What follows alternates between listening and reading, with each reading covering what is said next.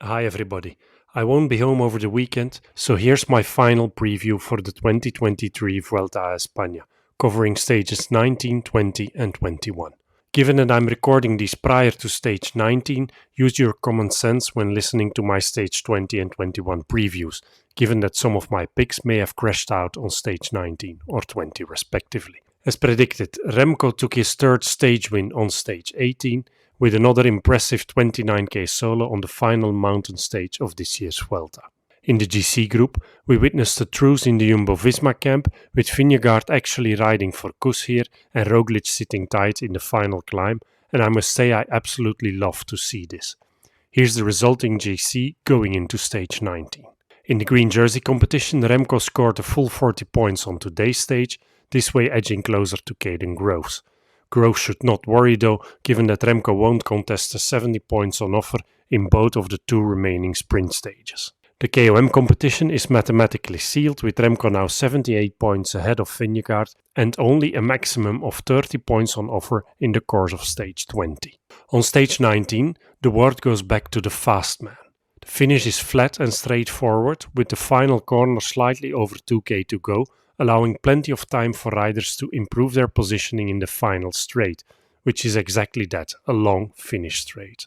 Here's the betting odds at the time of recording, with Caden Groves the outright favourite, and here's my list of riders to watch for the stage. Samuel Watson at Groupama, Marijn van den Berg at EF, Sebastian Molano at UAE and Edward Teuns at Little Trek, Dainese at DSM, Milan Menten at Lotto Destiny, Hugo Hofstetter at Arkea Samsic and Chimolai at Cofidis, Dries van Gestel at Total Energie, Caden Groves at Alpecin de Koning, Page or Van Poppel at Intermarché and Vendrame at AG2R. Here's an overview of how these fast men have been sprinting in this year's Vuelta, with Groves clearly the fastest and most consistent sprinter and Molano the only other fast man who's been able to win. Also, Teuns presents solid and consistent results, regardless of it being a fully flat or a slightly uphill sprint stage. So in terms of stars, Groves gets 4 stars, Molano gets 3 stars, Teuns, Marijn van den Berg and Dainese get 2 stars, Page, Mente, Van Gestel and Van Poppel each get 1 star. In terms of podium prediction, I'm going for a Groves win ahead of Molano and Teuns. On the penultimate day of this Vuelta, we are presented with the longest stage of the race, 280k and continuously going up and down, resulting in roughly 4,300 meters of elevation gain spread out over 10 third category climbs.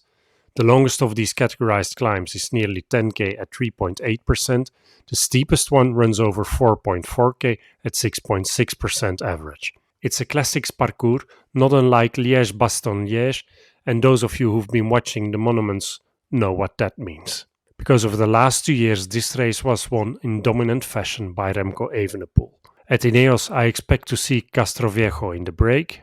And Roglic has also won Liège-Bastogne-Liège, yet I frankly don't expect Jumbo-Visma to control the race. I rather see them putting a rider like Valter into the break. I also like Soler at UAE for this one. Buitrago at Bahrain victorious, on the podium in Liège behind Evenepoel and Pidcock earlier this year. Besides him, also keep an eye on Romain Grégoire at Groupama, Higuita and Kemna at Bora Hansgrohe, and Sobrero at Jaiko Alula. Finally, I also want to mention Romain Bardet at DSM, Andreas Kroon at Lotto Destiny, and Bauke Mollema at Little Trek. Evenepoel is my only 4-star favorite for stage 20. Soler, Buitrago and Bardet get 3 stars. Higuita, Kemna and Kroon get 2 stars. Castroviejo, Valter and Sobrero each get 1 star. In terms of podium prediction, I expect Evenepoel to take his 4th stage win of this Vuelta ahead of Buitrago and Soler. On stage 21 then, we're back to the sprinters, and even though the finale of this one is a bit more sketchy than the one for stage 19, similar names can be expected. With the exception that for this one I'm adding Ganna to the list. Brought to the final corner by Geraint Thomas and with Castroviejo in his wheel, who will execute a perfect reverse lead out on the final corner, giving Ganna the edge to smash that final slightly uphill kilometer. So in terms of podium prediction, I'm going for the Ganna scenario, just staying out of Groves and Molano's grasp. When you don't buy the Ganna story, Groves remains your best bet in my option. Finally, I want to give a big shout out to all those who followed me throughout the Vuelta. I absolutely love the community and the positive vibes in the comment section. Look out for my Lombardia preview, which will be up next. So hit that notification button and enable YouTube notifications. Till then, enjoy the end of the Vuelta and have a good one.